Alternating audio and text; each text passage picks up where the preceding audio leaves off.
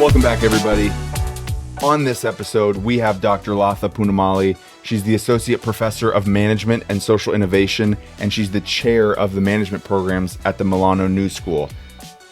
Nick?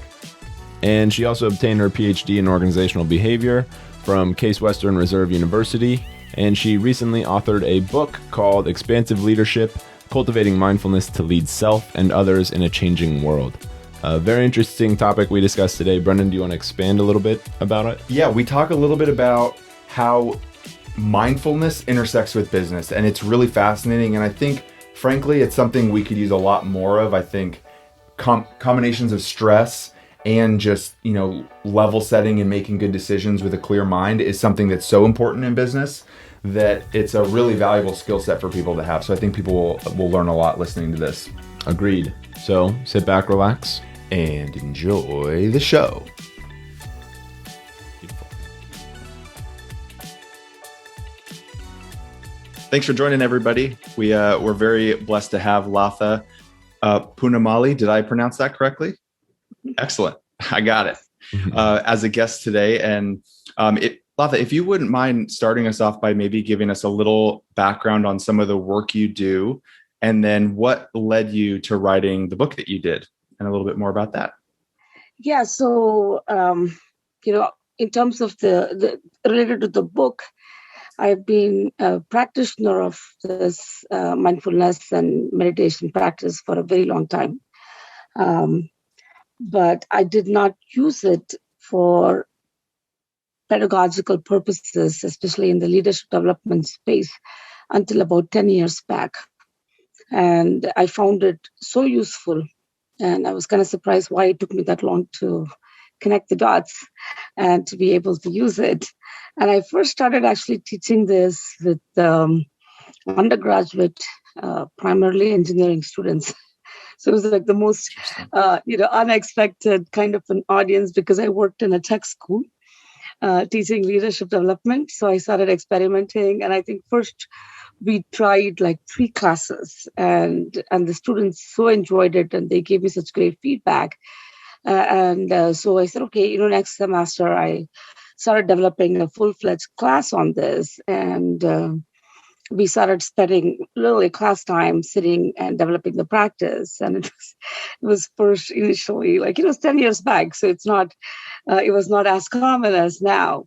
And so they were feeling shy to sit in the class, close your eyes, because you don't expect a classroom to be doing that.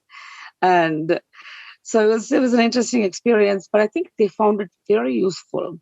And one of the things for me was that, almost always everybody enters into this for a kind of a personal outcome, right?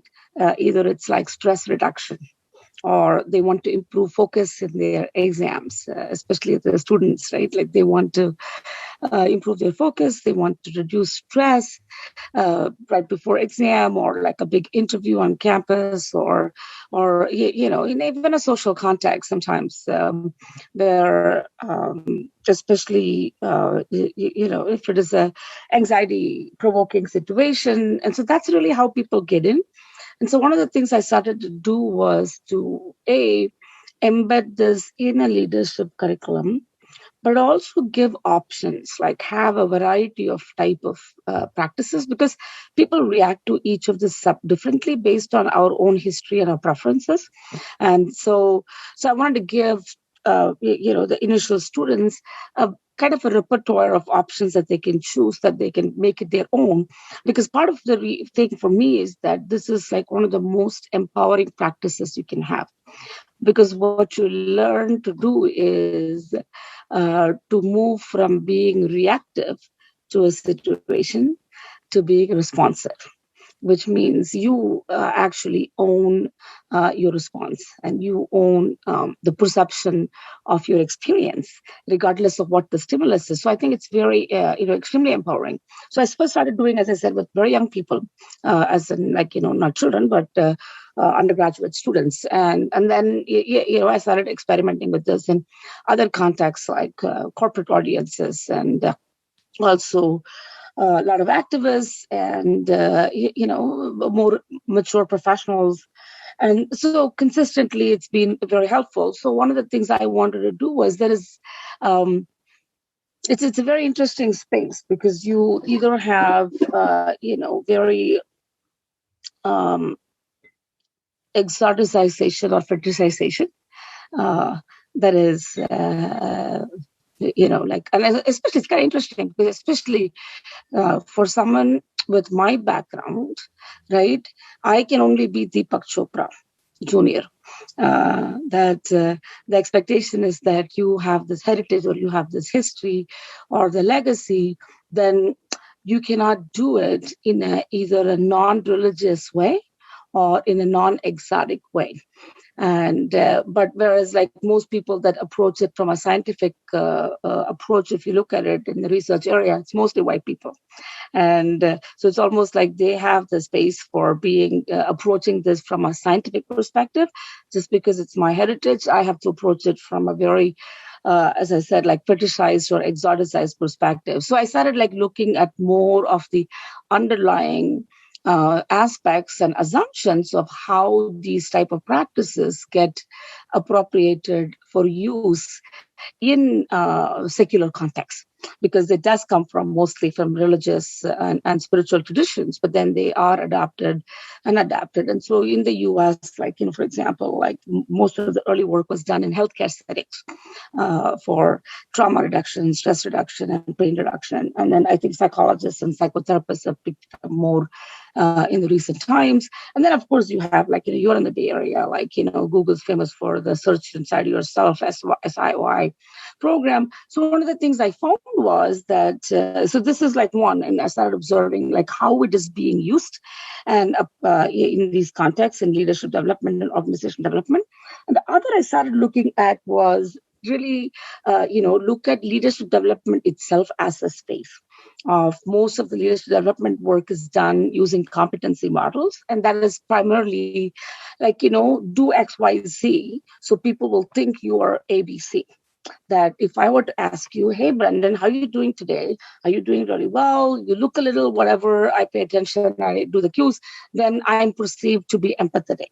I don't have to actually have any sense of empathy inside towards you. I just have to act in a certain way to be empathetic, and it's very helpful in a managerial role. Don't get me wrong, but what it does is then it gives people with some skills a real blueprint on how to manipulate people without actually changing yourself inside. And if the change has to be within yourself and you don't facilitate that, you just teach how to.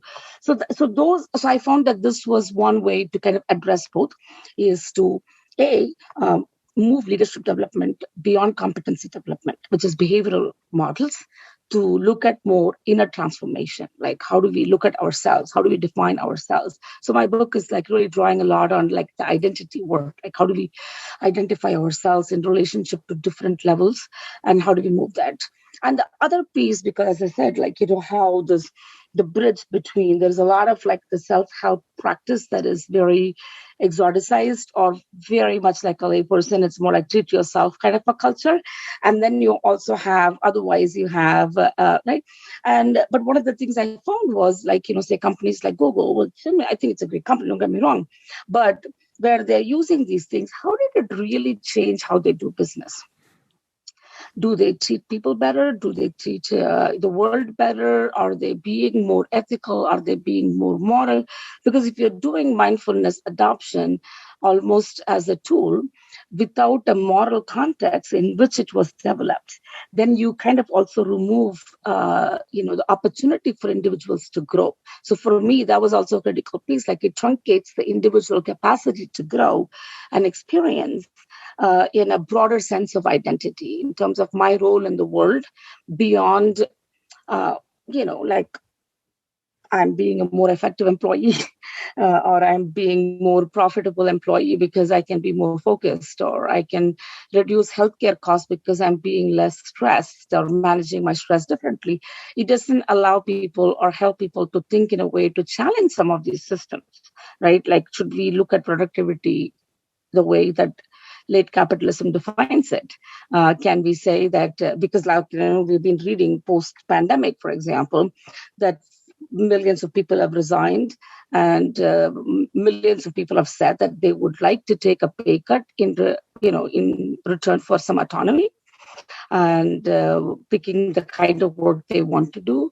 And I think that some of these corporate secularized practices did not really facilitate exploration of those things, because if you truly kind of did this practice in a way, in the fullness of experience, then you will have to have asked these questions, and then it never goes there. And so that is, so one of the things. And so for me, the primary thing is kind of, I call it decolonize this practice from being, divorced from its actual spiritual roots. And the spiritual roots does not have to be religious roots. It just means the whole idea of this is that it is supposed to be that we are all in it together, and that we are one. And how do you experience that? And if you experience that once today and maybe once next month, because it doesn't happen every day, even when you practice, how does it change you as a person, and what kind of choices you make? Do the decisions change? And as leaders, do you lead differently? As organizational leaders or entrepreneurs, do you lead differently? And so the other piece of it, as I mentioned, is that a lot of this is used in a simple way, that is used as an individual pain reduction mechanism.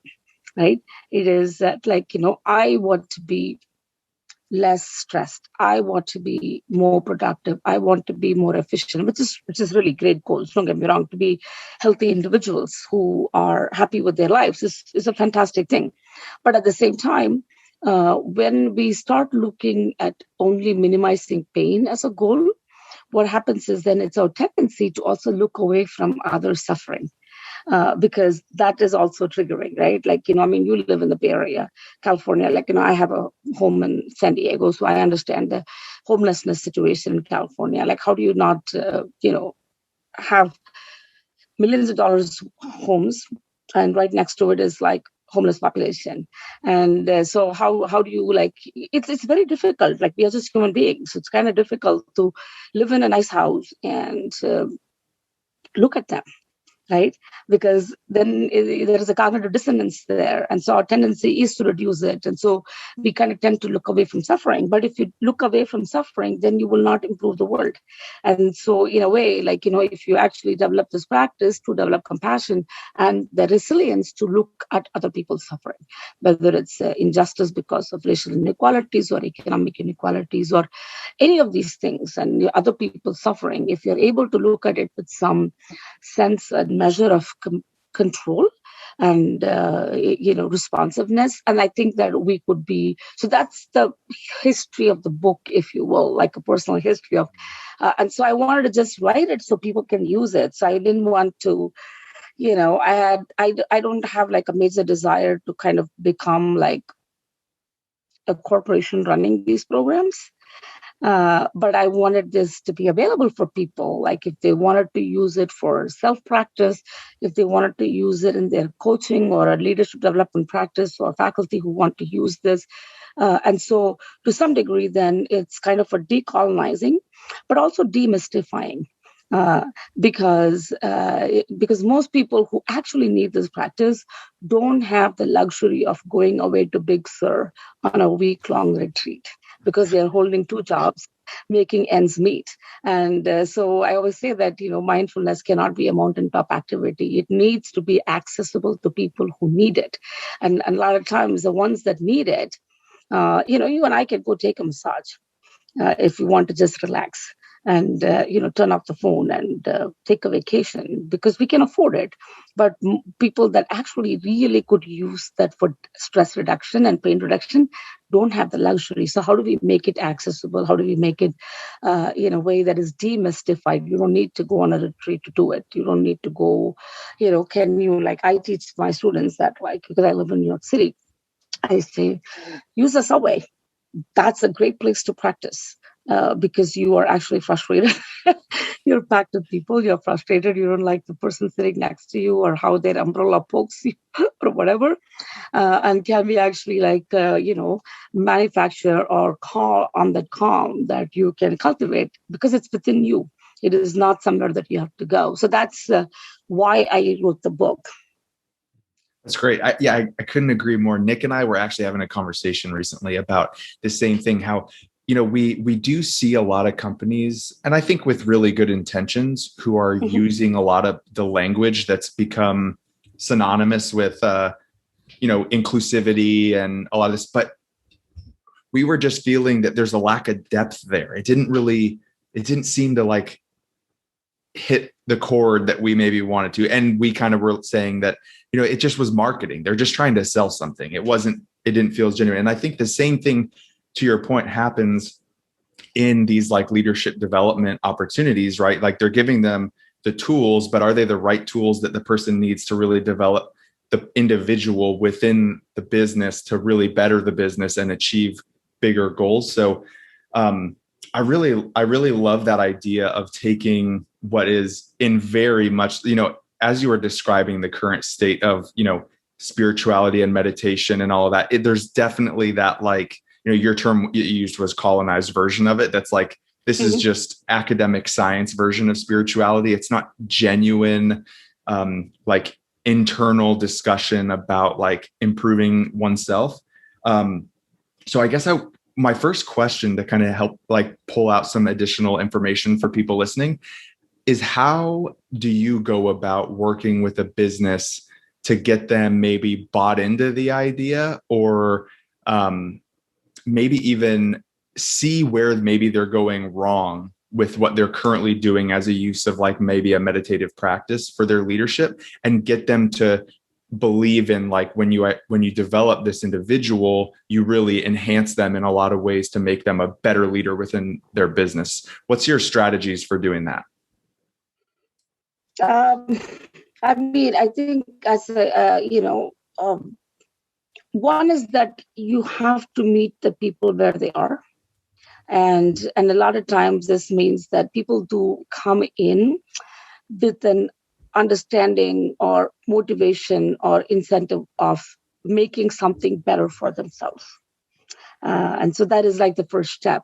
And so one of the things I do with my model is that I take them through what I call two sets of journeys in a kind of a systematic and structured way.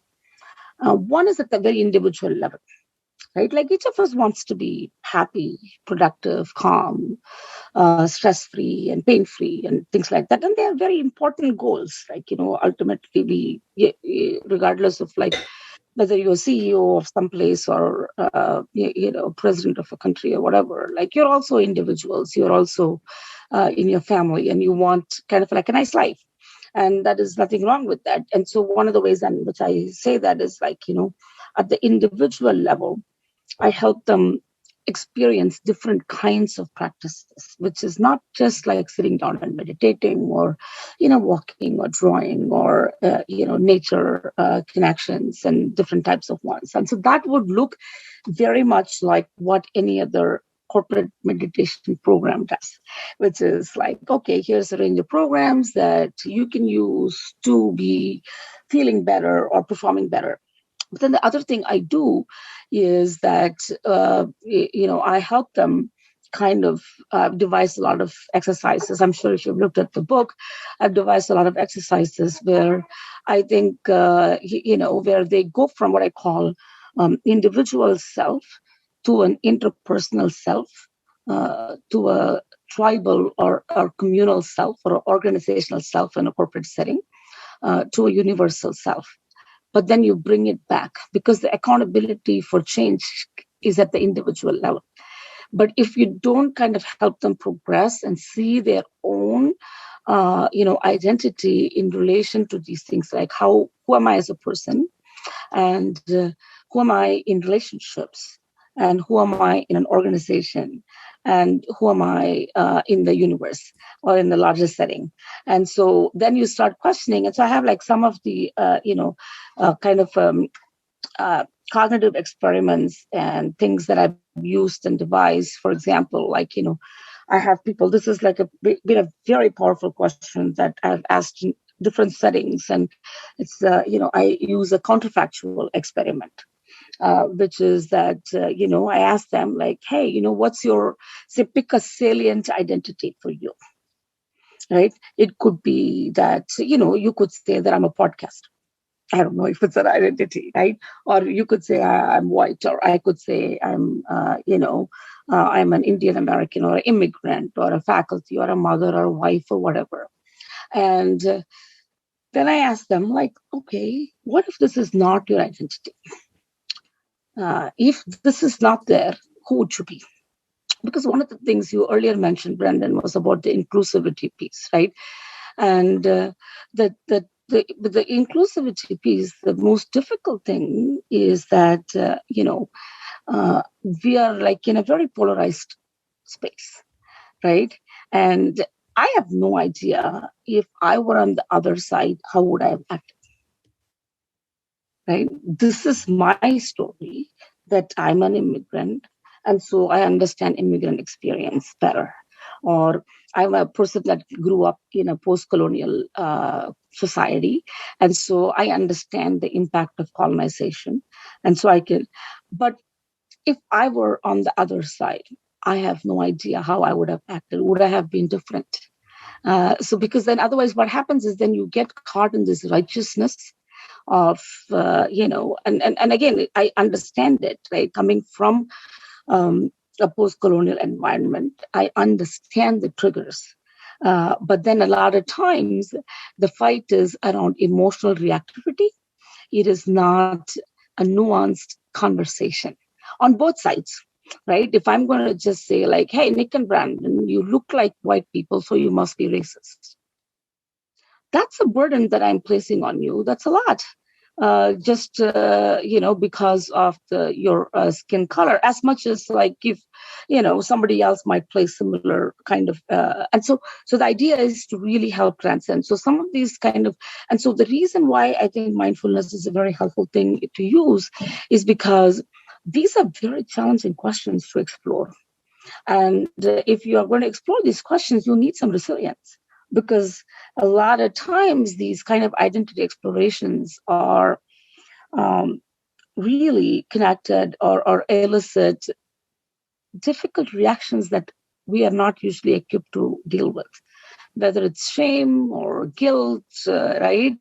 These are two, we see a huge thing: shame and guilt and anger and resentment. I mean, these are like really four big, to me, what I have seen over and over with people. It could be resentment at your parents. It could be resentment at the other. And it could be shame because I come from a certain culture. It's on both sides. Like, it doesn't mean that only white people feel shame. Internal self-hatred means like the minorities feel shame too, to be part of a group that is so vilified or demonized or oppressed or whatever. And so I think, how do we deal with this? This is very difficult.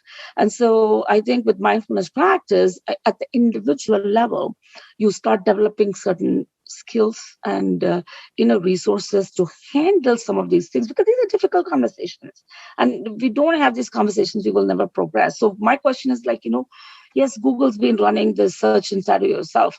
Does it actually change? How is their inclusive culture changed? There are still women walking out. There are still minorities walking out. I mean, again, it has got no bearing on the fact that they have built a great company. Right? They've built a great company and a great product and a very financially successful company. But if the aspiration is to be a 21st century player in a very diverse and a complex world, are we ready? And to me, that these tools don't seem to have really helped. That, and so my point is that we need to push, and this framework, or contemplative methodology framework, helps people to develop the capacity for reflection and build space for that kind of what we call, what I call like a brave reflection, right? Like we always talk about safe spaces, but also have to have brave spaces where we are able to actually develop a capacity to ask these very difficult questions. And so exactly, so they will go through two different sets of journeys, which is like one at the individual level, kind of like exploring my relationship to different types of practices. Each of us may have, like, for example, some of my students, like from 10 years back, and they still say, like, oh, I just love your body scan MP3. I go to sleep, using that every day, even after all this time. And for some people, they're saying, like, I can't do breathing. It's really hard for me because of whatever trauma. And so kind of exploring the ways to look at, okay, what kind of, mindfulness practice works for me that helps me feel grounded and anchored and centered and, most best self of who I can be. But at the same time, really look at me in relationship to the world. We don't exist by ourselves. We exist in relationship to the world. And how do we exist, and how do we define ourselves, and what does that mean, and how do we deal with those fallout of these explorations and come back. And so I don't have results for it yet, but I just started a new program called C-Suite for Justice, which is looking, it's like a community of practice for senior executives that want to be agents of justice, because I want to work with people that have power to change things. And but the thing is that even they get uh, hit by many things at the same time, right? Their lives are not like, because I'm a co-founder of a tech and enterprise, and I'm the CEO of. So I know that there are like things that I need to do to keep the lights on and pay salaries and keep moving forward. And sometimes when that conflicts with certain other aspirations, right? And so the urgency of the situation can. So I'm trying this new program, and we've just had like a pilot cohort, and maybe later I can report back and say, what is it? How does it work at the very senior levels where they do have potentially a greater deal of power, but they also have loneliness. Yeah. I think this stuff resonates so much with Brennan and I. We constantly talk about how the capacity for like self-reflection, self-awareness, and just this sense of a mindfulness can be so important in connecting with others, making the best decision possible, and just leading a life of something that is a little more stable. But I do want to kind of go back a little bit to when you taught this course to engineering students and you noticed that it was something that they were really connected with. What did the course kind of look like? And I want to hear a bit more about what their response was and why it was so captivating. It was a garden variety leadership development class, and then we started. Like I said, I did just a short module, and the students really liked it. And surprisingly, like I think the first time I taught this class in a full semester, I had a student who was a wrestler. And he actually had background in it because in his high school wrestling team, they had used this, and so we would actually sit in a classroom. So one of the things I believe is like, you got to put, faculty tend to do this, right? Like you'll say it's very important to have discussions in class, for example. But then we will lecture for 55 minutes. We'll give no room for people to talk. And so if you're valuing discussion and you're saying that people have to speak up in class, then you got to give time for people to speak up. So similarly with this, I said, look, you know what, like if I'm saying this is going to be the pivotal piece of the class, we are going to spend 20 minutes every class literally sitting down and meditating. And it was very bizarre because I have never led group practice before. And so they were like feeling awkward. And I told them, if you're feeling shy and awkward, I'm feeling shy and awkward too, because I'm your professor making you sit down here and, do this. One is that I think I was so, I don't know if either of you are engineers. One of the things I love teaching engineers are very diligent, right? Like if they're very, like if you tell them like step 1, step 2, step 3, you have to do this, they will do it. And so they really actually because they took it so seriously, so they would do it in class and outside. And then I remember they would write a weekly essay on just their practice, and they would do outside class time. They were required to practice outside class every day, and then journal it. And so one of them, I remember, wrote that they were on a spring break to Florida, and they wrote about practicing meditation in Florida. I'm like, are you kidding me? You really I didn't believe it actually first. I was like, what the hell? Which 20-year-old goes to Florida for spring break and meditates. But then and I saw that consistently many people would say it may be on the flight. They're saying that they're having some discomfort, and they started using as a self-soothing for because to me ultimately that's what it is, right? If you own the practice, then you make it helpful for yourself.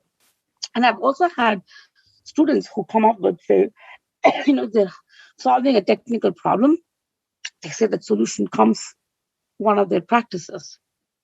And sometimes it's actually and also it taught me the beginner's mind, because sometimes I'm sitting and leading a practice and they're all into it, and it's my mind that wanders, because it is not just because you practice for a long time doesn't mean you become superhuman in some ways, right? You still are human.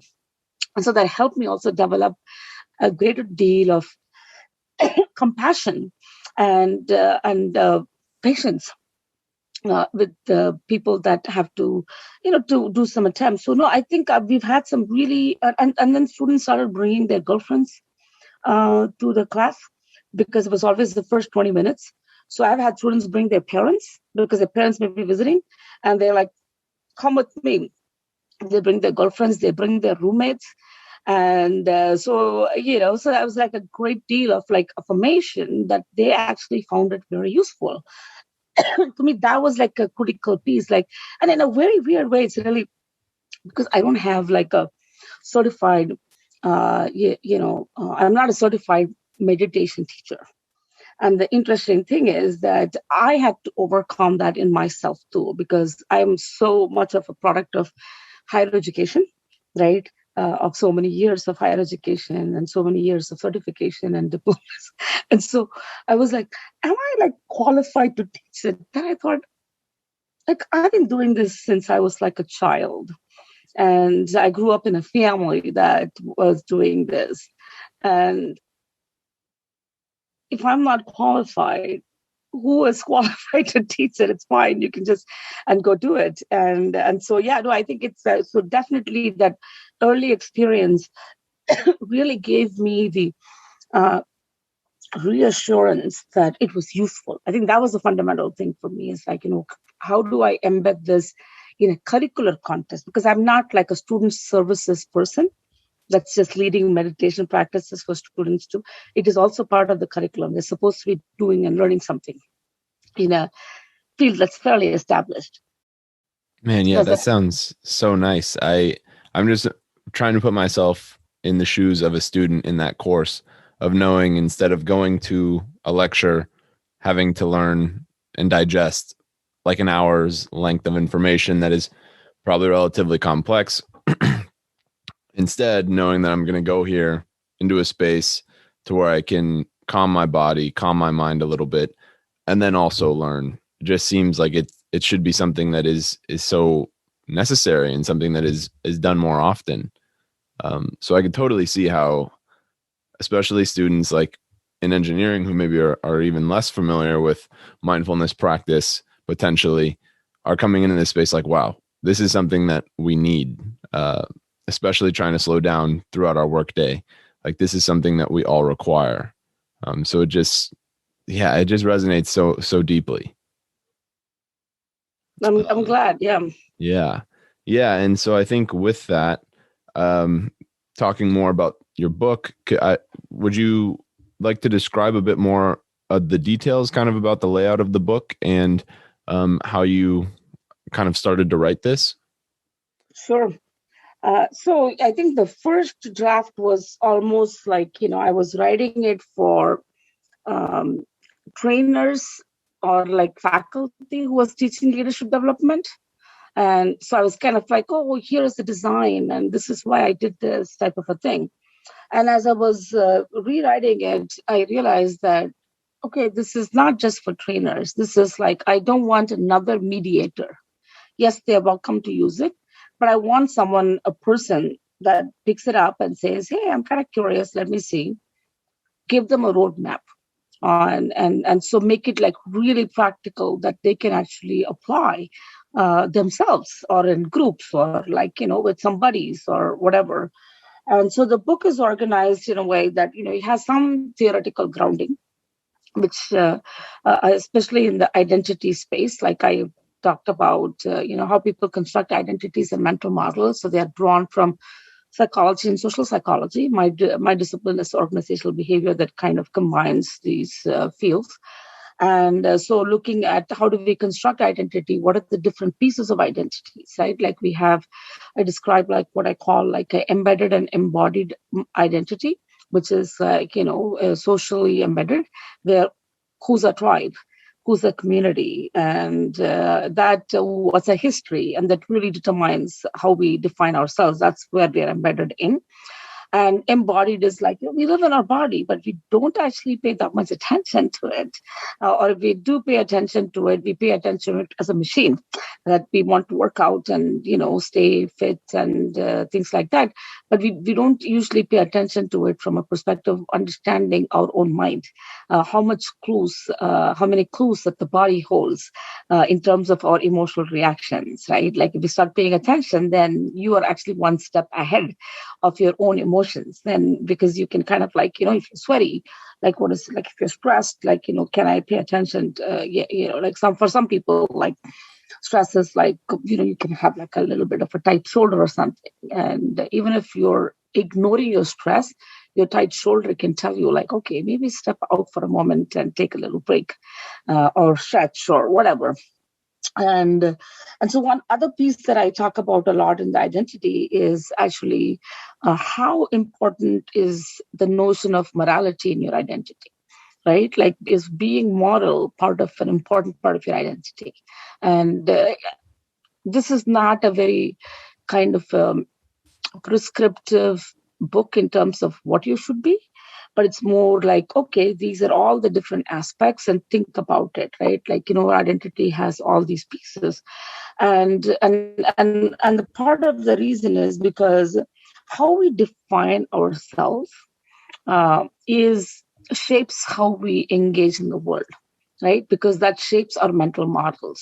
And so there is a little bit of like, introduction to kind of the neuroscientific findings around what we know about the brain and how it works and how that shapes the mental models. And then I talk about the kind of 4 levels that I mentioned earlier, which is like, what is my personal self? What is my interpersonal self? What is my tribal self or communal self, and what is my universal self? And what I say is that a lot of times morality-based theories use this as a very linear model that, from people from Piaget and Erik Erikson and all these people, it's like a very linear model. Like you go from step 1 to step 2. Oh, now you've passed the personal self. You've become an interpersonal person. I think that's not true. I think that it coexists. And I also think that, we can deliberately be more expansive, which is why the book is expansive, how we define ourselves, like, be more expansive. But we can also we need to be watchful because we are human, that we could trigger back into narrow-minded definitions of ourselves. Right? Like, for example, like, if you think about it, like, I don't know, like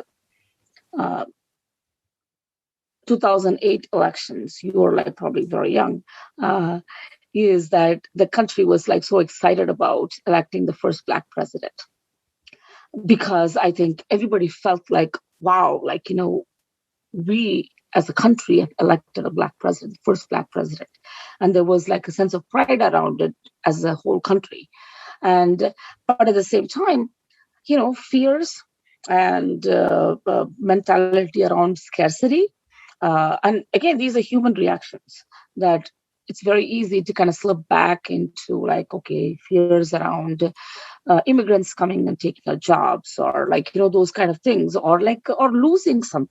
And if you've been always kind of privileged and then all of a sudden you're asked to share your power, that's a very difficult thing. And so our reaction is then like, what, like, I don't want to share power, but I'm not wanting to be called a racist, so I'm going to say that you are all wrong. It's very easy to say that, right? And I think because we want to be self-protective, that's kind of human nature.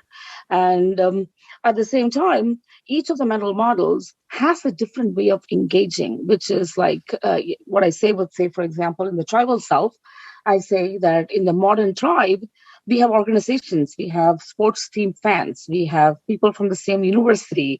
And so I don't know if both of you went to the same college. And if you did, and you have this relationship, or with people with whom you went to college, you might have like a special bond. And so if you meet somebody from like, like I don't know, whatever alumni of certain institution, you automatically cut people some slack, right? Because you kind of know them, you have a shared kind of a cultural background or assumptions, and everybody's guilty of it. Like, for my company, I was going to hire like a FDA consultant, and I found somebody from my alma mater, Case Western Reserve University. I'm like, yeah, okay, he's a Case alum, he must be okay, right? And that's it. But that's exactly how inclusion and exclusion happens. Right? Like, you are our people. And especially for leadership, what happens is like, as you progress in the hierarchy, and as a founder, I face it all the time. It's like, it's a very lonely place to be, right? Everybody is looking up to you, and it's a very lonely place to be. You're always having to mediate and moderate information in a way that is appropriate to the context. Who should know this, who should not know this. And so it's a human tendency to want people that you can trust implicit. And that's your in-group. That's your tribe, right? People that I can trust. And I think it's very important. Like, it's absolutely important to have that group of people that are your sounding boards, that are your mentors, that are people that you can trust, your tribe. Yet at the same time, as a leader, if that becomes your norm to operate, then you're excluding people, excluding, certain communities, certain people, it could be anything. It could be certain stakeholders. Like, I want to pay attention. Like, I always say, like, for example, like, Amazon has made so much money in the pandemic. And partly because they do actually deliver value. This is a very hard thing for people to say, right? Because they do deliver value to one stakeholder, customers. We get the cheapest one in 4-hour delivery. I can order from Amazon to my mother in India so that she doesn't have to go out in COVID to get stuff. And yet at the same time, we know that there is like systematic destruction of certain other stakeholder groups through this. And so the book is laid out to kind of illuminate some of these things. But then the last part is actually like it has a 28-day practice. So for every day, it goes through 4 weeks using the same 4 levels. And for every day, there is like one meditation practice and one journal assignment, kind of like a look at, okay, think about at the end of the day, and then one, some activity. And so that's kind of how it's set. So which means like, I encourage people to like, just, you can even start doing that. And you may not be like the most interested in the content of the theory, and you can always go back and refer when you get more interest, but you can just start out with the last part and start just doing it from day one and seeing like how it goes, and get some friends. And the second part of the one, which is interpersonal self, that one is like requires, I say that it's because it's interpersonal exercise. I ask like, get somebody to actually do it with you, because there is like a lot of call and response type of a thing to use interpersonal mindfulness to keep somebody in mind and think about like, like I've used some art exercises, contemplative art exercises to do that, and contemplative storytelling exercises. So we can, so that's the book, the first half, or at least two-thirds of the book, is kind of more of the theory and the background and some examples. I give a lot of like journal extracts from my participants in my programs over the years, so people can kind of see it. Makes it more real. And I hope it's more accessible and more storytelling than more theoretical, because I've never really written for general audience. So this is like my first foray into writing I write for my peers, and so that's a very different audience. And so this is the first one I've written. So I'm hoping that the stories make it more accessible to people that are trying to say like, hey, what does this mean and what does it look like in practice? Yeah, no, I think the layout is like almost perfect in being that it provides the foundation of why this is so important, and then the practicality of, okay, these are some things that you can start doing in your life to really start to feel some of the change and some of the positive benefits. There was a quote that I read from the book that I think it was like something that I read before. Well, it was just nothing like I've ever read before, I guess. It's always been said in different ways, but I wanted to read it here. And it says, between stimulus and response, there is a space. In that space is our power to choose our response. In our response lies growth and freedom. And I think it's something that is easily looked past, because we talk about mindfulness all the time. People just throw the word around, and I don't think it's ever fully understood, or there are many definitions, and because it's very individual sometimes. And I just wanted to kind of hear a bit more from you about that quote and what that means in that space, and how the work that you're doing is trying to promote like really living in that space. Yes, I think, one of the things is that like we have a lot of evidence from neuroscientific studies, because now most recently, like, a lot of psychologists and behavioral psychology work is, working with people from neuroscience fields and using MRI data and functional MRI to see what part of your brain gets lit up and things like that. And one thing that's really clear is that we really do feel before we think. So Descartes was actually wrong. That, I think, therefore I am, we actually feel first.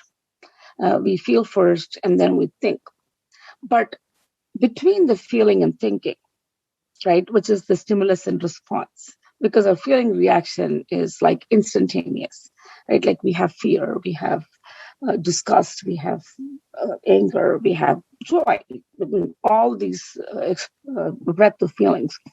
And based on our own past conditioning, and because what the psychologists call it as amygdala hijack, which is like basically our primal response to something, which is usually thought of as flight fight. But now with a lot of recent research on the freeze, flight and freeze. And that is kind of like a primal response. That's our emotional amygdala-based response. Whereas by the time that stimulus travels forth and we are able to engage our prefrontal cortex, which is where the seat of rationality and the, what is also referred to Kahneman, the Nobel Prize winning economist, wrote about it, the slow thinking, the slow and fast thinking. He calls it the systems one and system two thinking. System one thinking is very helpful, right? Like in heuristics, we have learned a lot, right? Like you're driving and you know that you can gauge some distance and say like, okay, it's kind of like, may turn red and I might want to slow down.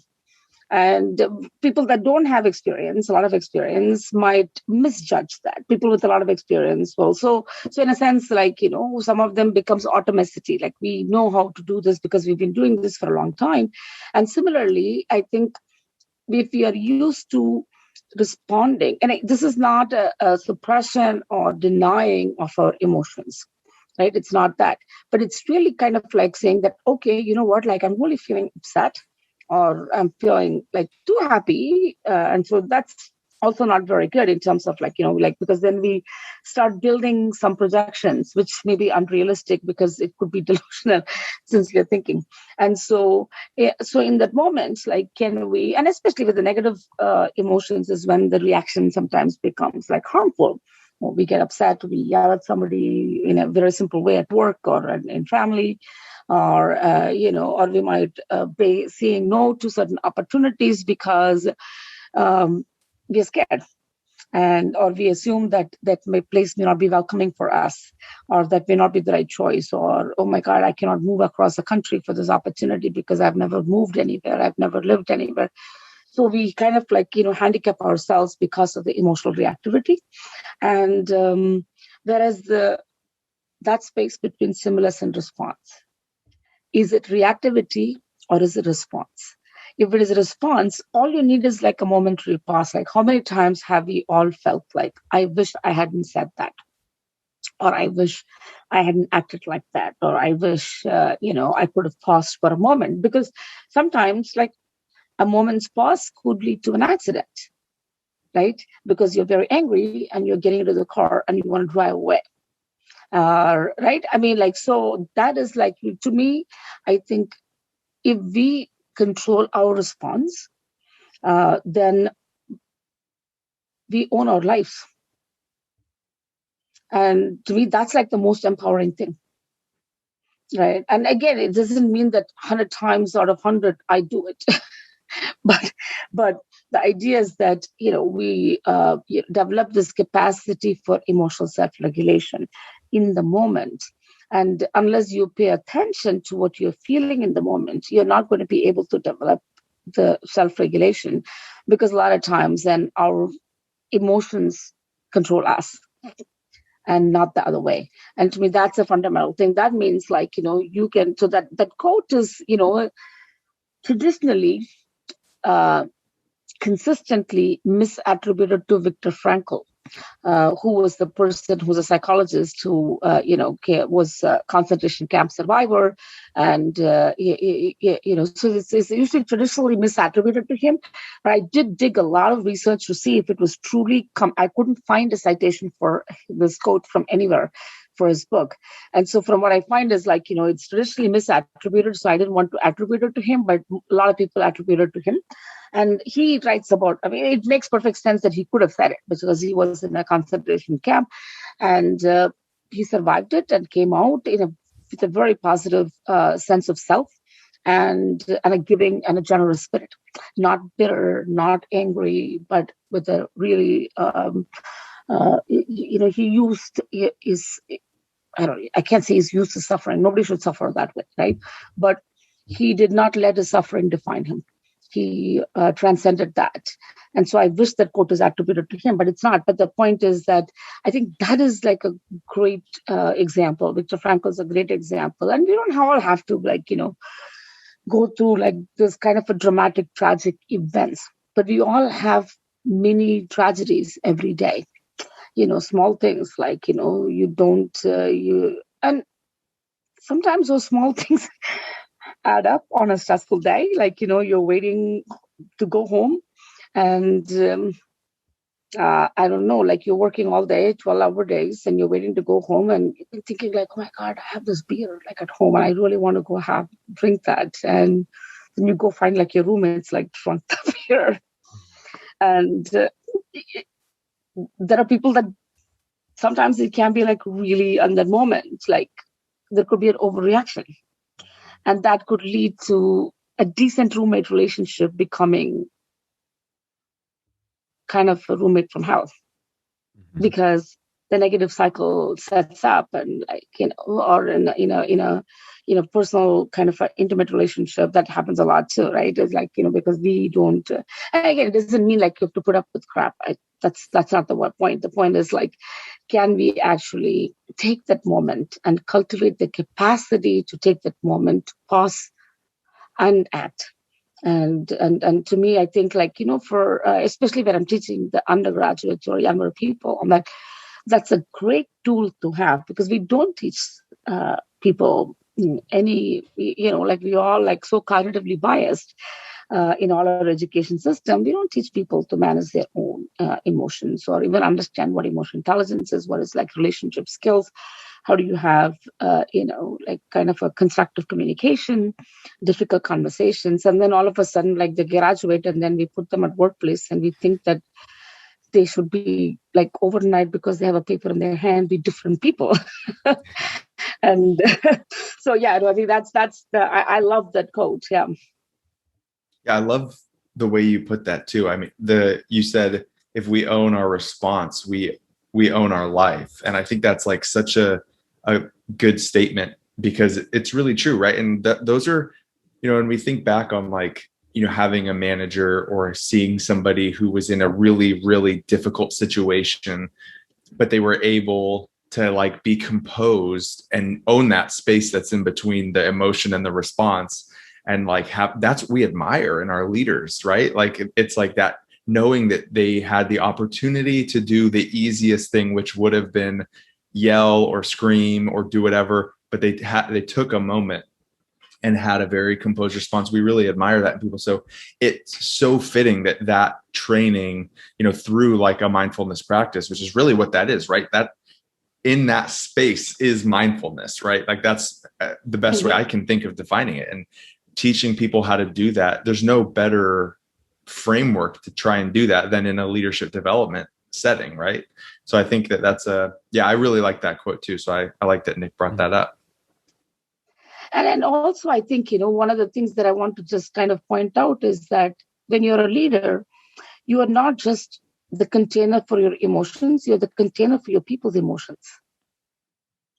right? Yeah. Like you're kind of like the person that is going to carry their anxieties and fears and whatever it is, right? Because, and especially in difficult times, when things are not doing well, or current economic climate, for example, or things like that, is like, I think you are or any change that happens, and you are carrying a lot of anxiety for all of the people. So for you to have the capacity to handle your own emotions become crucial in being strong enough to hold other people's emotions and uncertainty and anxieties, and also model certain kind of behaviors, because they are like a part of the leadership role is to, model how you can be just a little bit more better, and so for people can also feel calmer around you.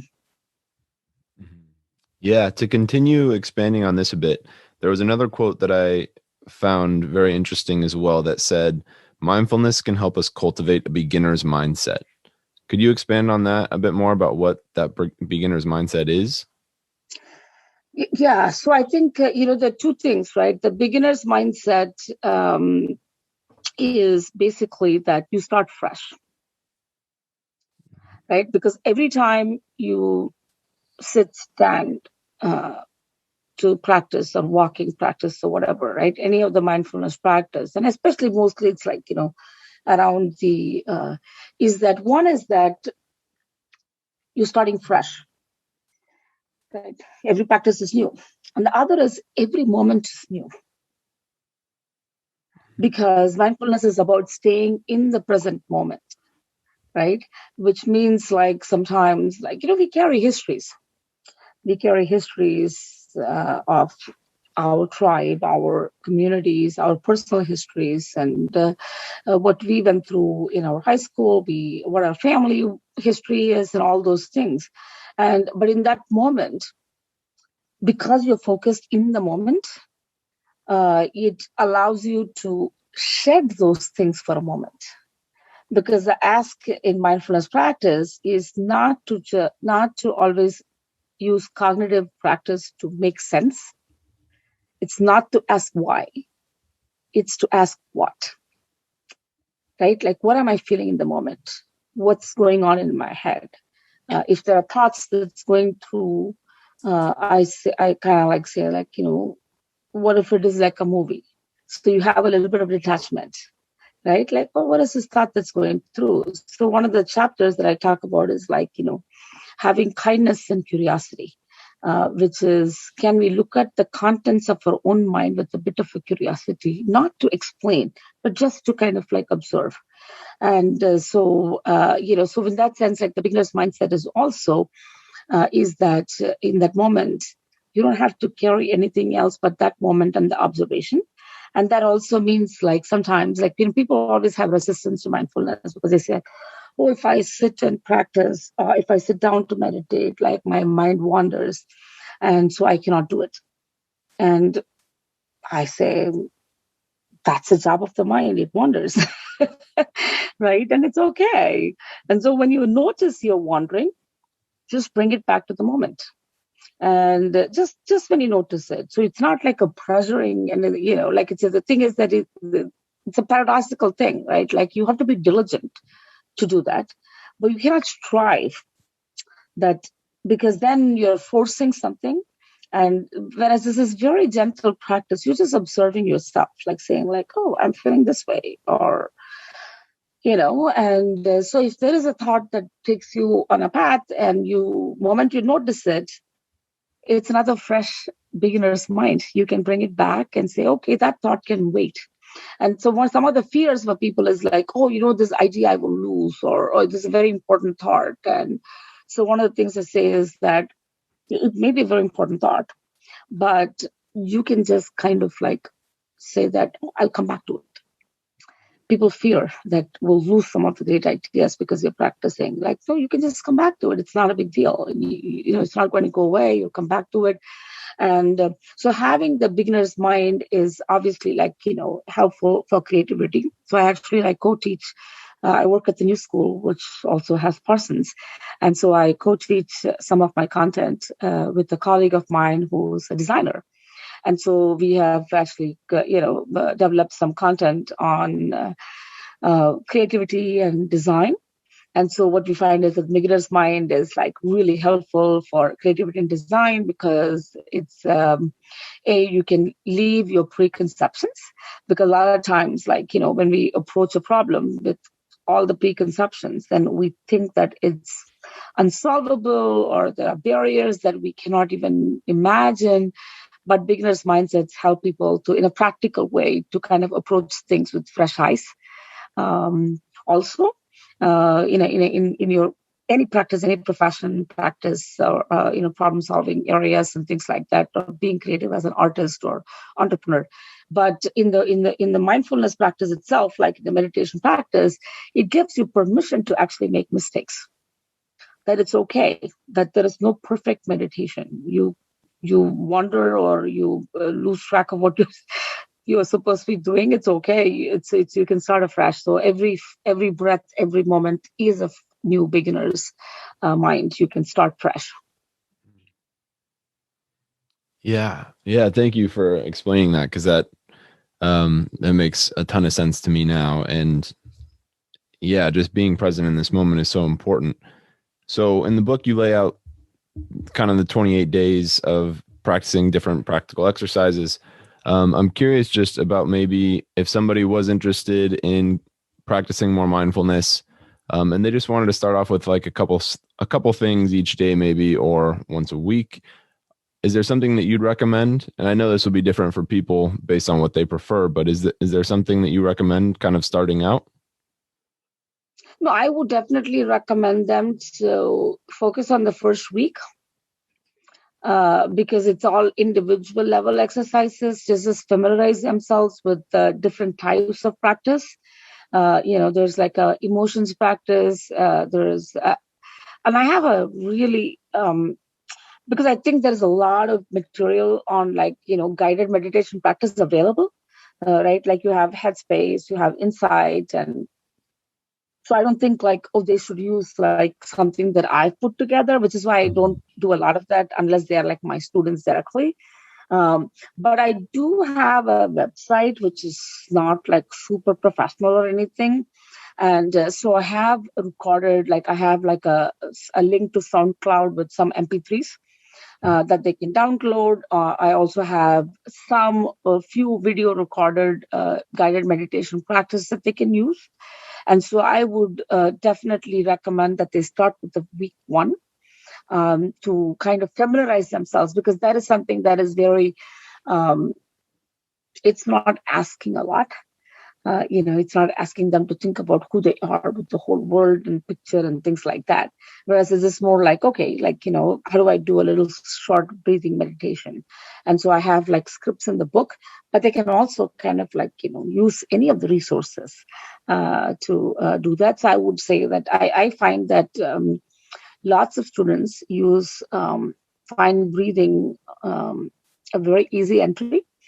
Breathing meditation, because some people don't, and I would say try for 5 minutes. And if you're feeling sometimes if they have any kind of a past trauma and they sometimes they choke up or something, and so I would like them to pay attention to that.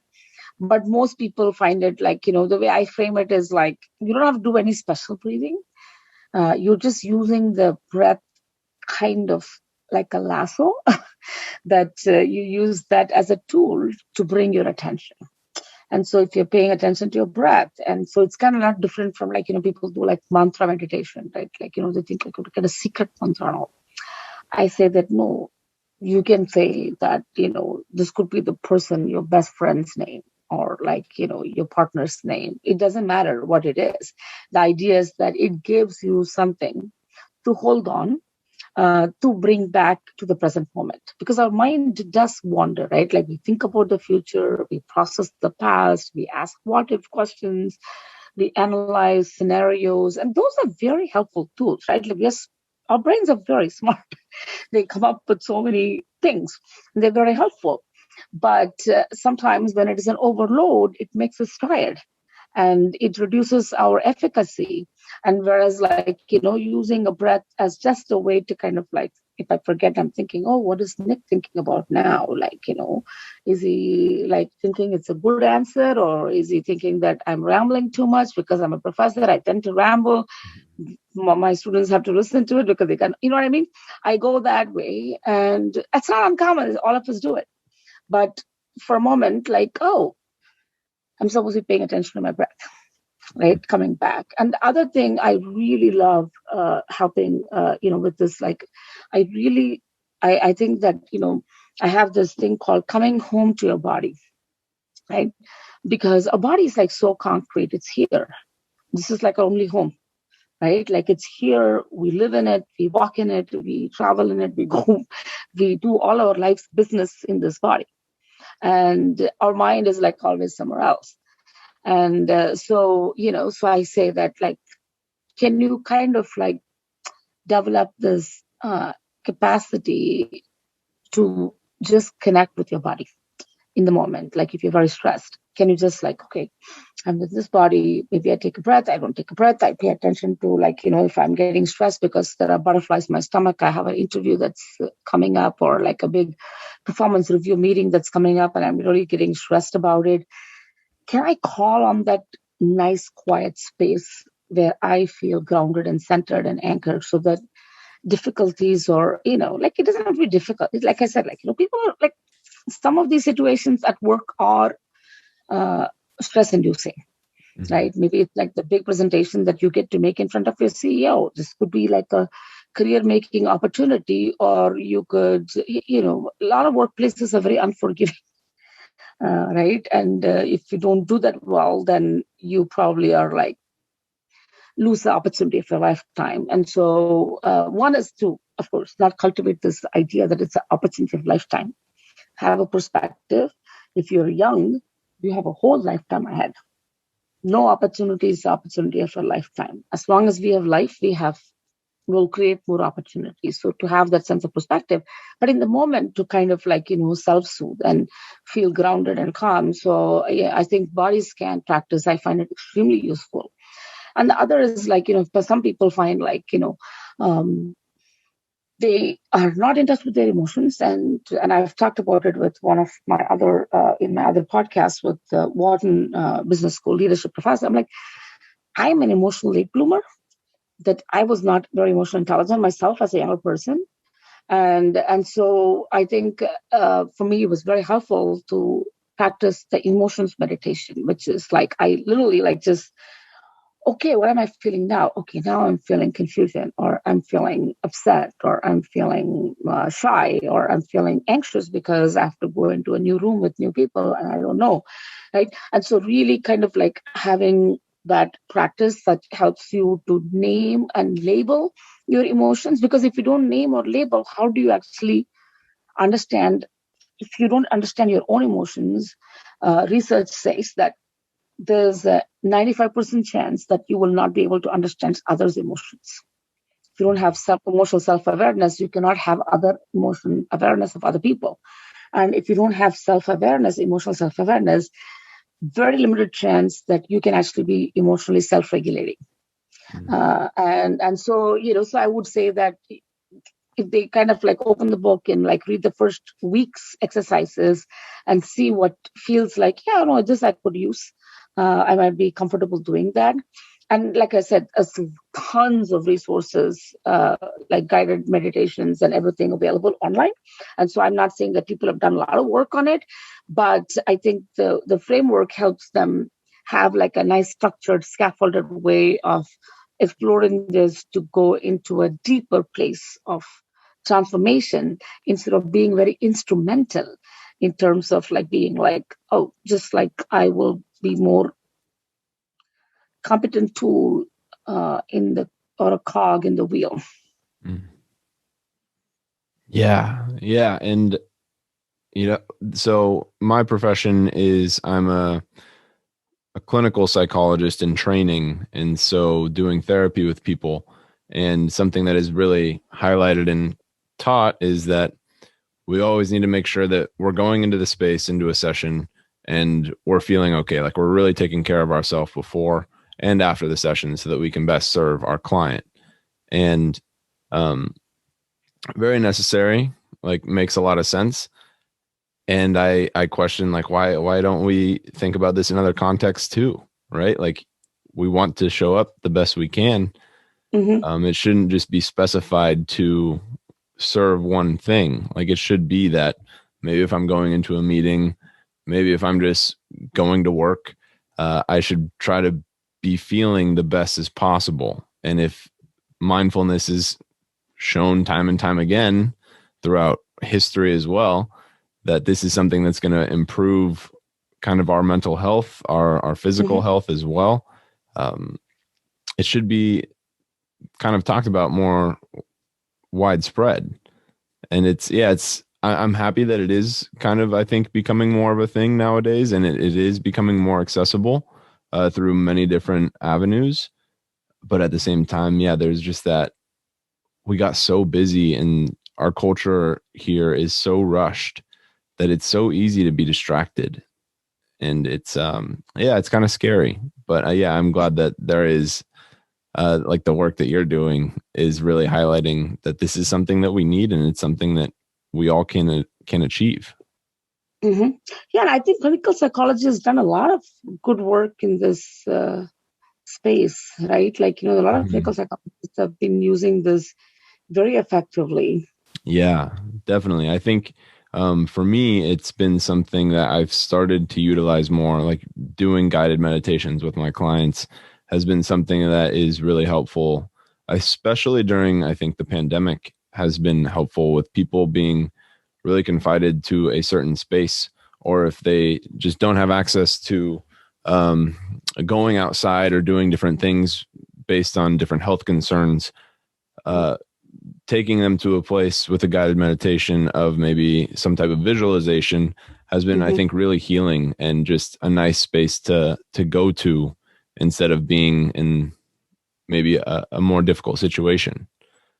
So yeah, it's been really helpful. I think so. And in fact, like, going different places, I think I'm actually going to be teaching a class in fall that I'm very excited. This is called Mindfulness in Sacred Ecologies. And I'm using, I love technology. And so I'm using a 3D, the VR Mhm. experiences to actually lead kind of explore what we think as sacred ecologies, like in human history, whether it's some of the sacred spaces that we all have, like in different parts of the world, and then the class is going to ask students to submit what is a personally meaningful location for them. And so what we're trying to explore is like our relationship with the natural environment on the planet. And so what is the place attachment, and how do we develop place attachment? And particularly, like, I'm starting a new research project on this identity with place attachment for the diasporic people. Because a lot of times it's like you grow up in a place and you develop attachment to a place. And most of the immigrants or diasporic people don't have that. And so how do they relate to a place that's new? And that's true for people that transplants that go into, not everybody was born and raised in, say, for example, like Silicon Valley. Like a lot of people are transplants into the valley for jobs and things like that. So how do you have then a relationship to the local environment in terms of ecosystems and protections and things like that? And so, so they're taking this place. So we've created one module that actually had two RAs who had very interesting profiles. One was from Mongolia. The both of them are environmental policy students. And the other one is, she's an Australian of Filipino descent.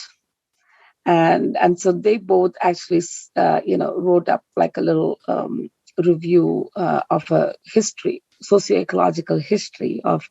One was from Mongolia. So we found like a 3D video in Mongolia that students are going to explore.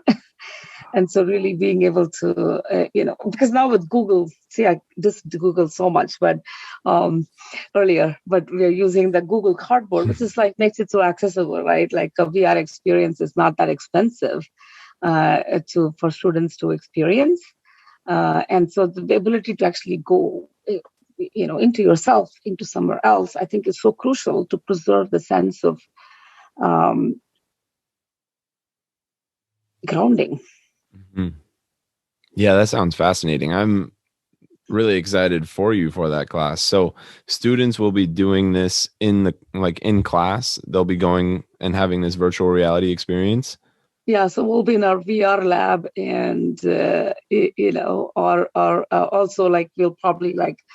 So my hope is that they will also bring videos of places that are meaningful to them. Either they shoot their own videos, and so it becomes kind of also an empathy development stuff.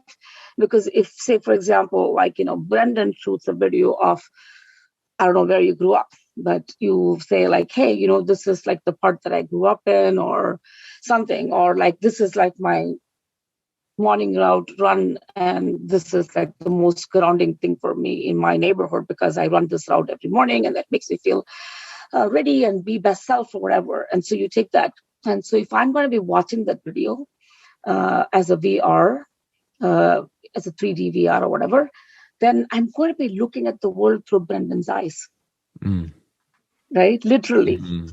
Because what you see and pick out is going to be so yours, not mine. And that is like a real, my hope is that becomes like a cultivating empathy tool, that people can really look at physical locations that appeal to me, and that was personally meaningful.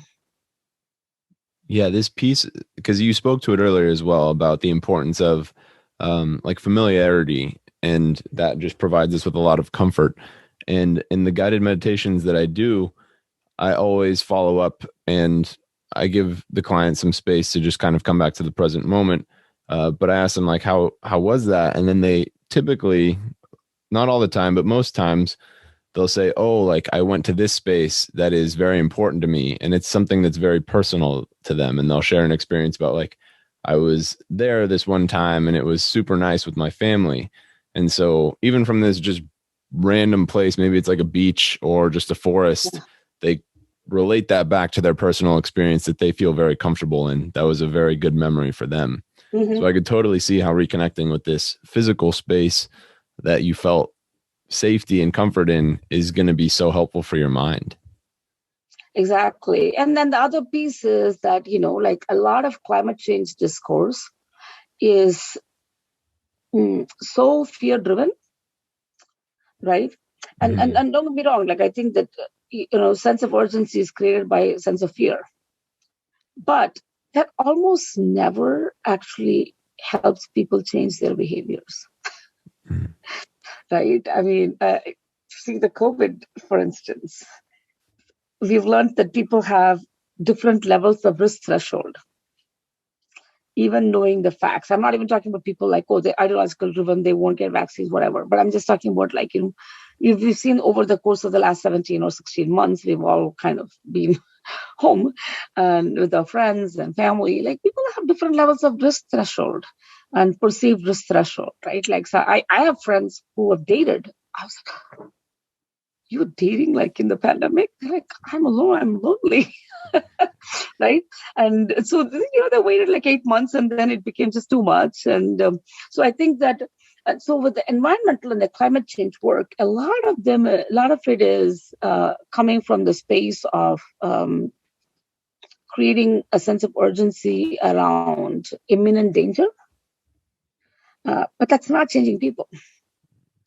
And so my hope is that creating a sense of affiliation and connection with the place on the planet will probably help us move more people towards being more responsible in changing. I mean, in awareness creating and alerting, I think creating an urgency is good. But I think when it is constantly like, okay, the planet's already dead. We have only 10 more years. Like, what can I do to change it? I don't feel like I can actually do much. I just get scared or like, I feel defeated even before I start. But if we are talking about framing it in a different way, in a relationship that is between, the humans and as part of nature, that this is us and we are connected and we have a relationship to a place, and then we take stewardship of the place. And my question is that actually my research, the new project I'm starting is like, like most of the people that are preserving the environment are the indigenous people, right? Like 80% of the biodiversity is maintained by indigenous population. And they are usually like very powerless. They're very small groups of people, right? They don't have political power or clout or anything. And they're the ones that are preserving it because they have a relationship with the land that is stewardship oriented. They have an emotional relationship. However, in a diasporic world, you cannot have emotional attachment always preceded by history and geography. Like my family did not grow up in this country. Does it mean like I just take what I can get and not care about, because I'm an economic immigrant, right? And so if I don't have a kind of emotional connection with this physical environment, then how would I, and in a diasporic world, like there are so many immigrants everywhere, not just in the US and elsewhere, and people transplant, like, rural urban migration is very common in most of the global south because they're seeking jobs. And right. So in that sense, like, how do people look at it? And can we kind of like find ways to help people connect with, like, I recently had an article in one of the magazines called Real Leaders, and they do like sustainability leadership kind of work. I'm saying like, hey, like, what if we do this when all the companies do, hire new people and do induction, right? Like, they talk about like, oh, this is the company's history and this is what we do. Here are the bathrooms. And now we don't have to do here are the bathrooms because the bathrooms are in their homes and we're just doing remote work. But the thing is like, why are we not teaching them about the socio-ecological history of that location? Who's the community they are in? What is the history of the place, right? Like, for example, like, we're talking about West Virginia and jobs being lost. And if you're going to put, like, the history of coal and mining and how these communities actually even benefited from the mining, right? Because it's a complex and nuanced subject. It's not just like one story. And so can we kind of like, use even these kind of occasions, like in terms of new employee orientation, into ways to help them think about themselves in relation to their new, if they have moved, or even sometimes most people move for jobs these days. So if they move and they're a new place, like not just show them the local latest, local whatever, like happy hour bar. So give them also a history of the place. And so they kind of start developing an understanding of like where they're entering into this physical space. Mm-hmm. Yeah, similar to how you're talking about this relationship with the physical space. I totally see how you were speaking earlier, just like this relationship with the body and coming home to the body, like, is so paramount. And yeah, this topic is just so important, and I think it's awesome that you like laid out these practical exercises and this kind of step by step of like, if you do want to start feeling some of these benefits potentially, like, here it is, like, this is what you can do.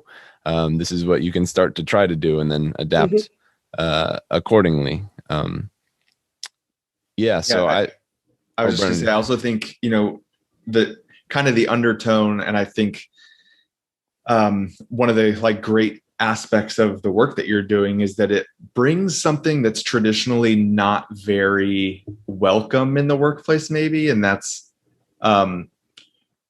not unwelcome as an it's not intolerant, the workplace, but we don't talk religion or spirituality very often in the workplace.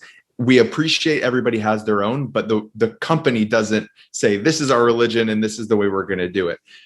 But there's a lot of benefits, and I think you make a great case for them, of developing that spiritual self within the workplace as a way of, grounding a lot of the morality and the positivity that comes along with it in the workplace in a way that I think is new, that I don't think a lot of companies, I think you do it in a way that a lot of companies would embrace.